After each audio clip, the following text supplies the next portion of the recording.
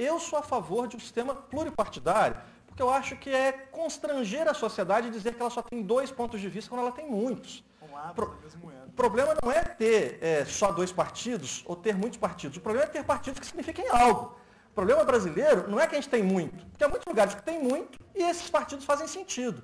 O problema é que a gente tem muitos partidos que não significam nada, que são meros repositórios de interesses de lideranças para ganhar votos, dados às lideranças e não aos partidos, porque as pessoas sequer sabem o que os partidos significam.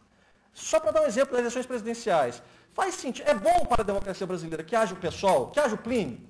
É ótimo, porque aquilo, concordem ou não com aquele ponto de vista, vocaliza alguma coisa. Eu posso perguntar, na hora que vocês ouvem o Plínio, tem lá um projeto do qual vocês gostam ou não, com o qual vocês concordam ou não, mas que é um projeto? Tem uma visão de mundo ali. Mas qual que é a visão de mundo do Levi Fidelix? Qual que é a visão de mundo do Emael, fora o Emael? Não tem. Então, o problema brasileiro não é a gente ter muito partido, é ter muito partido que não quer dizer nada. O cara fala, não, eu sou um eleitor do PTN desde criancinha, que o PTN, eu tenho... Não existe. Na verdade, o que a gente tem é criar mecanismos pelos quais legendas claramente de aluguel não tenham espaço, mas preservar condições para que legendas que não são de aluguel, mesmo que pequenas, mas que vocalizam uma visão de mundo legítima, possam continuar existindo. Instrumentos para isso, desenvolvidos mundo afora. Regras eleitorais a incentivar isso. Exemplo, qual que é um dos... E aí, pegando o gancho da questão do legislativo, qual que é um dos grandes problemas de fraudar o interesse dos eleitores quando votam num candidato a deputado de partido X ou Y?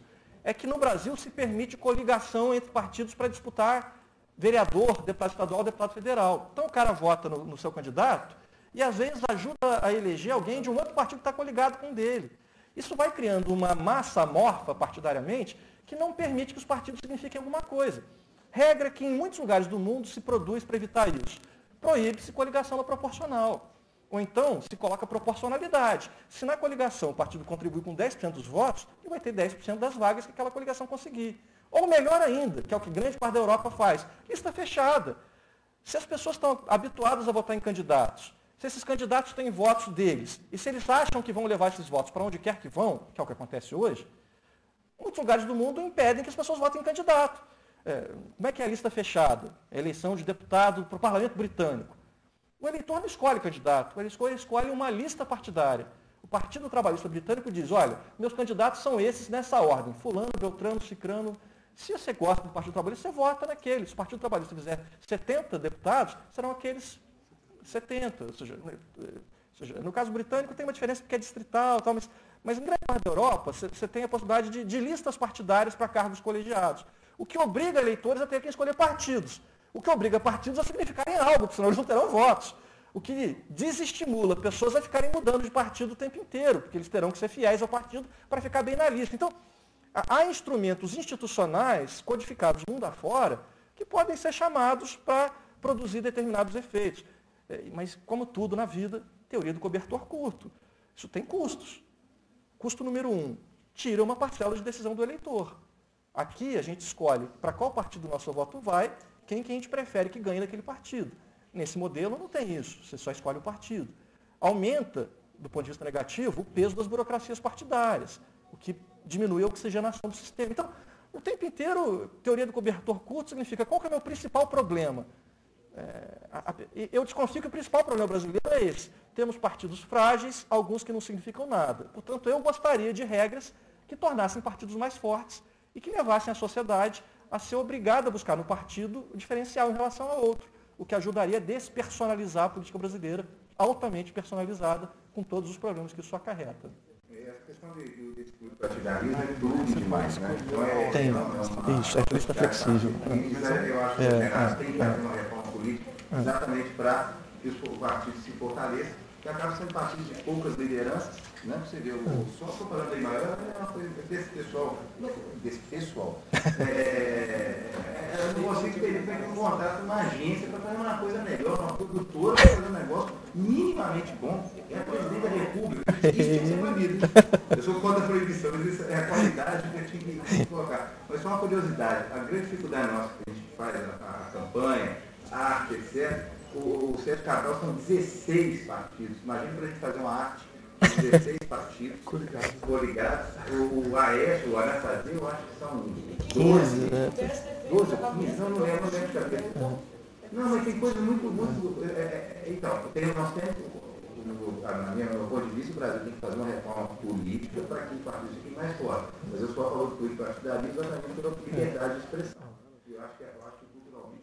E aí, só para dar um exemplo, o mais antigo partido nacional brasileiro é o PCB, Partido Comunista do Brasil, que se chamava assim em 1922, quando foi fundado.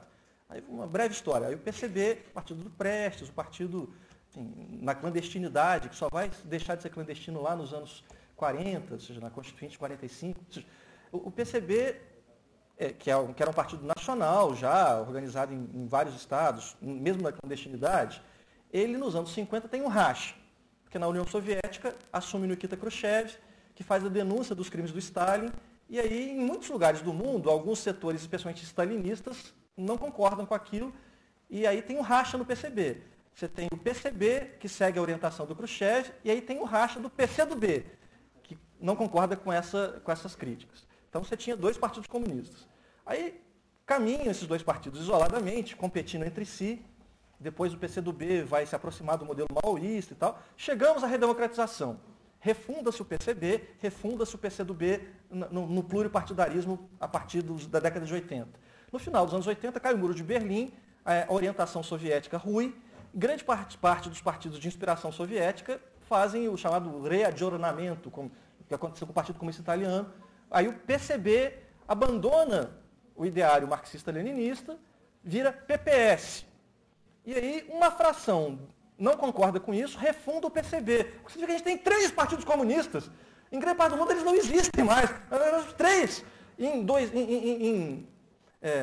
2002, 3 partidos fizeram festa de 80 anos dizendo, sou eu. Isso tem algo de esquizofrênico, não tem? Essa esquizofrenia deriva do fato de que partidos precisam significar algo.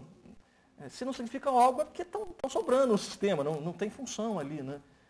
Mas essa é uma agenda dificílima. E aí, mais do que o problema de infraestrutura, talvez o grande problema do governo Lula foi não ter enfrentado 2 dos temas que a gente discutiu aqui. O governo Lula não enfrentou a questão da democratização da mídia, e o governo Lula não enfrentou o problema da reforma política. Acho que são 2 agendas que quem quer que ganhe deveria enfrentar, mesmo que isso implique custos. Acho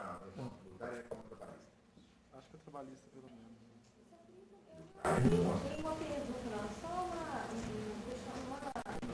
afirmação aqui no desenvolvimento que eu tenho em relação à marca de política.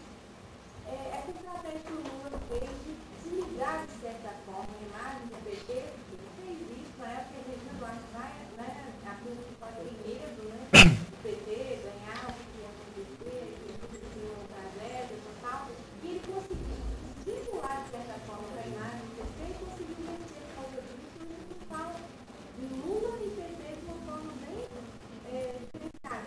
E ele conseguiu fazer estrategicamente tão bem feito que o Serra agora, como que está bem neutro, né? Então, assim, a partir do momento que ele não se chama, o Lula deixou de ser extremo, ficou, de certa forma, no meio de campo, e o Serra agora continua conseguindo fazer isso. Você vê como é a estratégia do Marcos Eu lembro que a Regina Duarte foi a primeira. 2002. Mas ali eu acho que ali não tinha problema do PT, não. Porque o que eu acho que foi inteligente mesmo. O Lula se afastou a imagem do PT para que as coisas não colassem nele, o mensalão não esbarrasse nele. Né? Aquele problema dos aloprados também, para não esbarrar nele. Então, na verdade, eu acho que existe uma diferença, uma diferença muito grande entre os fatos e a maneira com que consegue se tratar esses fatos. Eu acho que o PT e o Lula, a campanha deles, consegue tratar isso com muito mais, talvez, de estimulação, consegue tratar isso com muito mais talento do que a oposição consegue atacar. Eu acho que é uma questão mesmo de linguagem, mesmo de posicionamento e de fenômeno Lula. Lula é um fenômeno. Concordo que isso passou, mas justamente quando ele sai aqui, todo mundo falou, eu gosto mais do Lula. Porque eu gosto de partidos, né?